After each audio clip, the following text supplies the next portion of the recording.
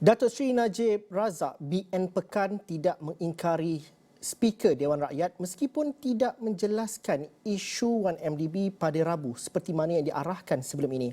Tan Sri Azhar Azizan Harun berkata tidak timbul persoalan sama ada ahli Parlimen Pekan itu mengingkari arahan Speaker atau tidak kerana beliau sendiri sudah memberi lanjutan masa kepada Najib.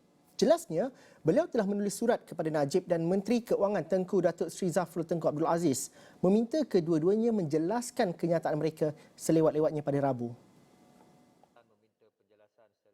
Begitupun pada Selasa, Azhar memberitahu Dewan Rakyat bahawa beliau menerima surat daripada Najib meminta pelanjutan masa sehingga Rabu depan dan beliau benarkan permohonan tersebut sehingga Selasa pagi. Keputusan itu bagaimanapun menimbulkan rasa tidak puas hati di kalangan ahli parlimen, sehingga berlaku pertikaman lidah membabitkan Tony Phua, ahli Parlimen Damansara, dan Datuk Seri Abdul Aziz Rahim, ahli Parlimen Baling, dan juga beberapa yang lain.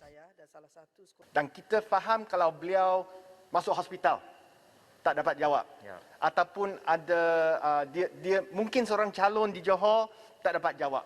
Kita setuju, tapi alasan yang diberikan secara terbuka dalam media sosial, dalam media adalah, saya berkempen di Johor, tak ada masa nak jawab speaker di Parlimen. Ini satu perkara yang menghina Parlimen, menghina Tan Sri Speaker. Itu perkara. Tan Sri Yang Di-Pertua, I think that is below the belt. It's not below the belt. What the reply from Tan Sri yang berhormat Pekan tu below the belt. Tak menghormati masa Tan yang Sri berhormat Speaker. Pekan bahas Damansara ada dalam Dewan. Johor lebih penting. No, masa bahas Dewan. Were you there? Were you here then masa Pekan bahas? No, masa Pekan bahas you ada dalam Dewan.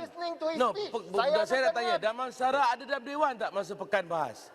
Tapi cara you olah as if you were inside the Dewan masa bahas.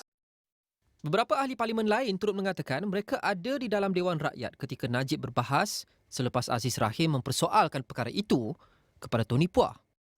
Speaker, saya hadir, saya mendengar. Ya. Baling, saya ada dalam Dewan. Saya ada, saya mendengar. Saya tanya Damansara. Damansara yang sedang membahas sekarang. Saya tak tanya orang lain. Jadi Damansara pun... Okey. Alright. Yang berhormat semua. Persoalannya, pokok persoalannya sekarang pagi ini yang dibangkitkan oleh yang berhormat Damansara ialah sama ada yang berhormat Pekan telah mengingkari arahan saya. Saya telah memberi penerangan. Beliau sebenarnya tidak mengingkari kerana saya lah yang memberikan. Okey, selesai. Kita tunggu next week. Fair.